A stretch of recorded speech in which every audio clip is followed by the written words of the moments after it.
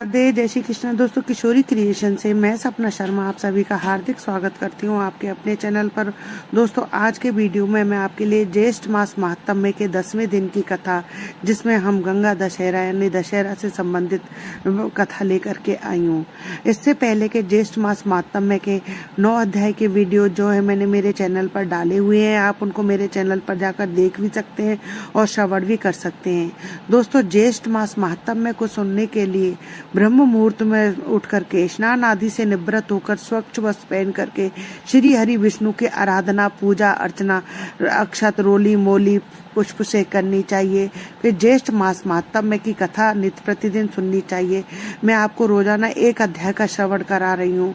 आइए सुनते ज्येष्ठ मास महात्म्य का 10वां अध्याय। इससे पहले 9वें अध्याय में स्कंद जी कहने लगे कि हे ब्राह्मणों, में गौरी व्रत के विषय में एक कथा और बताता। और फिर उसके बाद उन्होंने मेधावी ब्राह्मण की कथा सुनाई, जिसके संतान नहीं होने के कारण चिंता मग्न होने से बीमार हो गया। उसकी पत्नी और वह गंगा जी के तट पर गए और नारद जी की कृपा से उन्होंने ज्येष्ठ मास का व्रत किया, को भोजन कराया। तब इस व्रत के प्रताप से जो है उसके कामदेव के समान सुंदर पुत्र पैदा हुआ। उसके समस्त पूर्ववर्षियों ने भी इस व्रत को किया। फिर वह सभी लोग जो है सुखी और आनंद मग्न हो गए। यह व्रत जो है शिव जी ने पार्वती जी से कहा था। परम श्रेष्ठ व्रत मैंने आप सबसे कहा है। इसके आगे ज्येष्ठ मास महात्म्य के 10वीं यानी दशहरा महात्म्य वर्णन के बारे में जानेंगे। आइए सुनते हैं ज्येष्ठ मास महात्म्य का 10वां अध्याय। स्कंद जी कहने लगे कि हे ऋषियों, ज्येष्ठ मास के आने पर भगवान विष्णु के मंदिर में जाकर दशहरा व्रत करना चाहिए और एकम से लेकर 10वीं तक भागीरथी के जल में स्नान करना चाहिए। कहने लगे कि हे स्कंद जी, इस व्रत को दशहरा नाम क्यों हुआ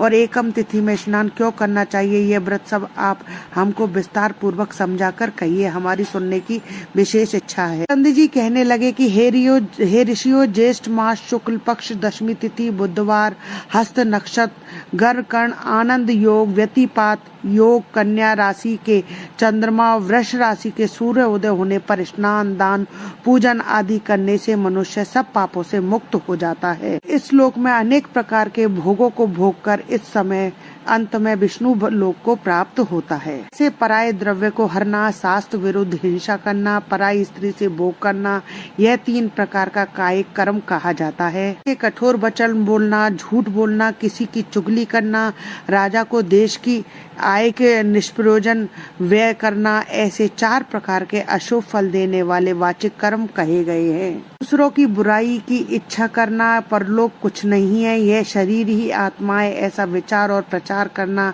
ये 3 प्रकार का मानस पाप कर्म कहा जाता है।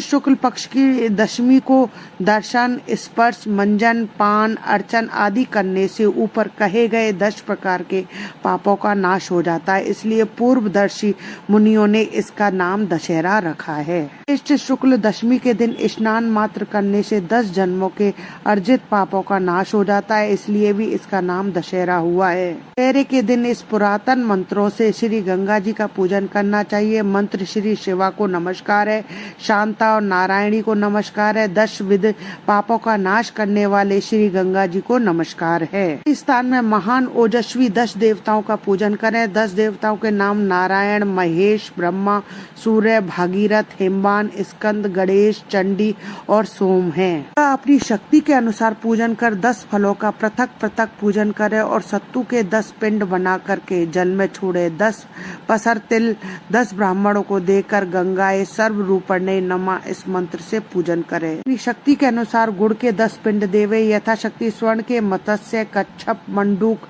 शिशुमाग आदि बनाकर चांदी का या किसी दूसरी धातु का पिसान बनाकर उनका पूजन करके जल में छोड़ दे। पश्चात 10 सेर तिल धान्य और जो ब्राह्मणों को देवे, 10 गौओं का दान ब्राह्मणों को देवे। इस प्रकार कंजूसी न करता हुआ पूजन और दान करे। पकवान तथा पायस का भोजन ब्राह्मणों को करावे तो 10 जन्मों के अर्जित पापों से मुक्त हो जाते हैं।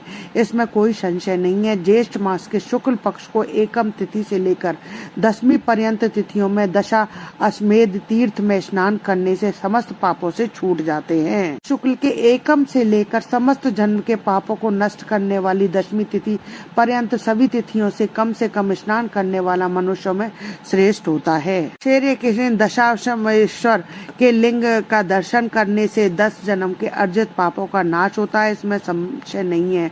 और 10 योगा नाम इसकी प्रसिद्धि है। दशमी के दिन तो 10 योगों का संबंध हो और अथवा ना हो, अकेले ज्येष्ठ मास ही सर्वश्रेष्ठ है। समस्त योगों से रहित होने पर भी केवल ज्येष्ठ मास ही निश्चित रूप से मनवांचित फल देने वाला होता है। योगी शोभित नहीं होते, बिना ज्येष्ठ मास के एकत्रित सब योगी निष्फल होते।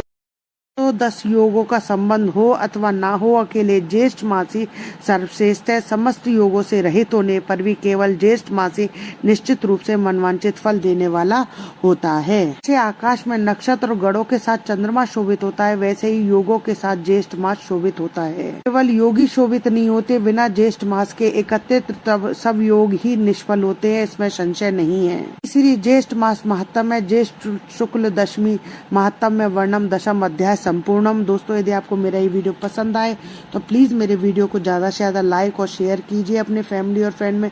यदि आपने अभी तक मेरे चैनल को सब्सक्राइब नहीं किया है तो उसे सब्सक्राइब करना ना भूलें।